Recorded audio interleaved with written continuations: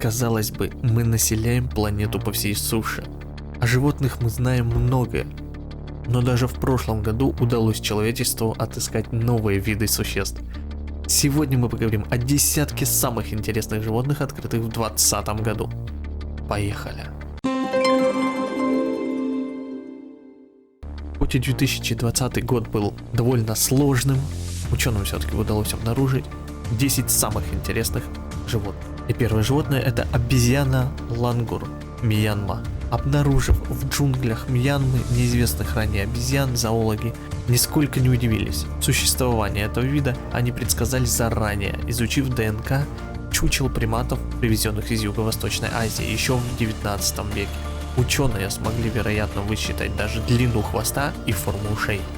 Наибольшие подвижные существа с черными перчатками на передних лапах и симпатичными мордочками, украшенными белыми очками вокруг глаз. Живут на деревьях, питаются листьями и весят около 8 кг. Их назвали лангурами Поупа в честь потухшего вулкана Поупа, на склонах которого они обитают. По словам авторов исследования, лангуры находятся под угрозой исчезновения. В 4 стаях специалисты насчитывали всего 200-250 особей. Новому виду угрожает охота и незаконная вырубка лесов. А как вам такой зверек? Летающие поссумы. Австралия. Сразу 2 новых вида необычных существ открыли в лесах Австралии. Большой летающий поссум, он же гигантский летучий кускус, очаровательный пушистик размеров с кошку и самая крупная сумчатая, способная парить. Довольно неуклюжие на земле, в воздухе поссумы легко преодолевают расстояние до 100 метров благодаря летательной перепонке. Ночные животные питаются листьями эвкалипта, а днем спят в дуплах деревьев. Ученые проанализировали ДНК 50 особей из разных регионов и пришли к выводу, что под именем кускусов скрываются 3 разных вида. Один был известен давно, а еще 2 выявили уже в ходе исследований. Они обитают в центре и на севере страны. Внешне зверьки так похожи друг на друга, что более 200 лет их считали одним видом. Полосатохвостая землеройка. Индонезия. В горах острова Сулавеси был обнаружен новый вид самых маленьких млекопитающих планеты – землероек.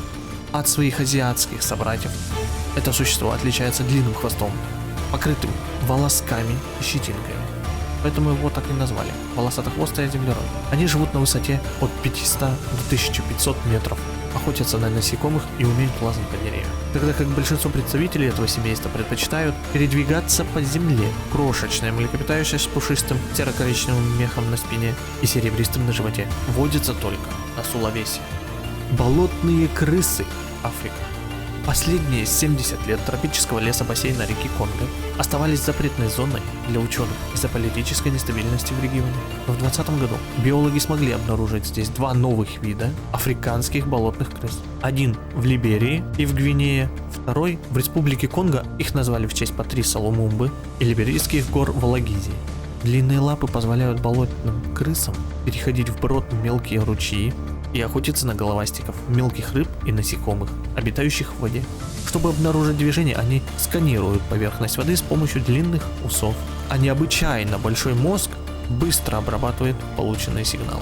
Первый и последний раз этих скрытных созданий видели почти 100 лет назад, в 1928 году. У берегов Симушира, одного из Курильских островов, рыбаки поймали 5 необычных скатов. От своих сородичей рыбы отличаются 3 парами светлых пятен на диске и голове, из-за которых их и назвали шестиглазыми. Различие подтвердила и генетическая экспертиза. У новых скатов обнаружили уникальную последовательность нуклеотидов в гене CO1. Другое название – симуширский скат, дано по месту находки. Ихтиологи планируют выявить, насколько широк ареал его обитания, а пока предполагают, что это эндемик России, живущий только в водах центральных Курил. Леопардовый геккон, Таиланд. Студент-биолог МГУ, проходивший полевую практику в Таиланде, открыл ранее неизвестной науке вид полулистопалых гекконов. Другие представители этого рода – неброские, коричневатые ящерицы с темными пятнами и разводами. А новый геккон выделяется яркой расцветкой, контрастными черными пятнами на желто-охристом фоне. и темной полоской, проходящей по морде и бокам. Ученые полагают, что так животное маскируется под гниющий лист бамбука или банана. Из пятнистой окраски рептилию назвали леопардовым гекконом. Он водится на севере Таиланда в горах Теннасерим, поражающих своим видным разнообразием. А необычная черепаха Мата-Мата, Южная Америка. Длинная шея, плоская улыбающаяся морда, с носом, хоботком и бугристый панцирь. Такое странное создание герпетологи обнаружили в бассейне реки Ориноко. Мата-Мата, или бахромчатая черепаха, больше похожа на замшелый камень, чем на живое существо. И причудливая внешность помогает ей отлично маскироваться как на суше, так и в воде. Рептилия питается в основном живой рыбой и нападает на добычу из засады. Резко выбрасывает голову вперед, а затем заглатывает жертву целиком. Науке известно всего два вида Мата-Мата. Один живет в бассейне Амазонки, второй по берегам Ориноко и Эсекибо. Сначала ученые заметили внешнее различие. У новичков с Ориноко более светлый и округлый панцирь. ДНК-тесты 75 особей позволили выделить этих черепах в самостоятельный вид. Да, человечество придумало камуфляж, но случаем не позаимствовало это у лягушки.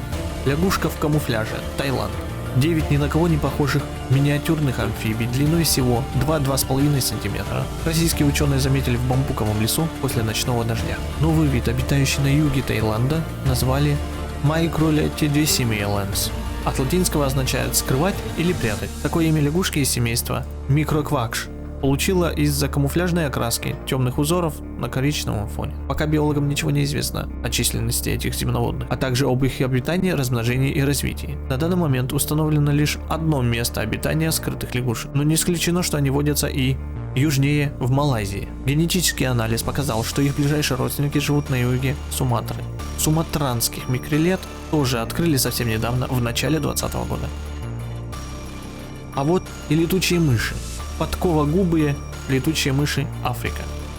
В ходе генетических исследований подковогубых летучих мышей, собранных в Африке за последние десятилетия, ученые обнаружили 4 новые разновидности этих животных. Они очень похожи друг на друга и различаются в основном цветом шерсти. А самая характерная особенность их внешности – необычная мордочка со сложными кожистыми складками в форме подковы. Такое строение используется для эхолокации. В отличие от многих своих собратьев, эти летучие мыши испускают ультразвуковые импульсы через нос, не раскрывая рта. Подковогубые близкие родственники подковоносых летучих мышей, которые считаются виновниками пандемии COVID-19, страдальцам не по своей воле, при этом о них знают очень мало. В Китае водится 25-30 видов подковоносых, и какой стал из них источником коронавируса, науке неизвестно. Именно поэтому ученые считают, что должны как можно лучше изучать этих рукокрылых и родственные виды. И следующее — это бабочка, которая не случайно заблудилась, прилетев в Арктику, она реально там живет. За полярным кругом на высоте около 1,5 километра на безжизненных склонах суровых скалистых гор был найден новый подвид редчайшей полярной бабочки — арктического Аполлона. Этот вид занесен в Красную книгу России.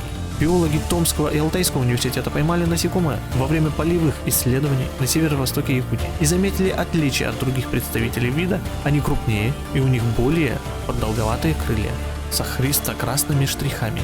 Размер крыльев от 39 до 45 мм. Эту арктическую удивительную бабочку назвали Panaceas arcticus abugaevae в честь эколога и путешественника Германа Арбугаева, помощника, помогавшего исследованиям. Эфемерных созданий можно увидеть с конца весны до середины лета на каменистых склонах Момского хребта, где почти нет растительности.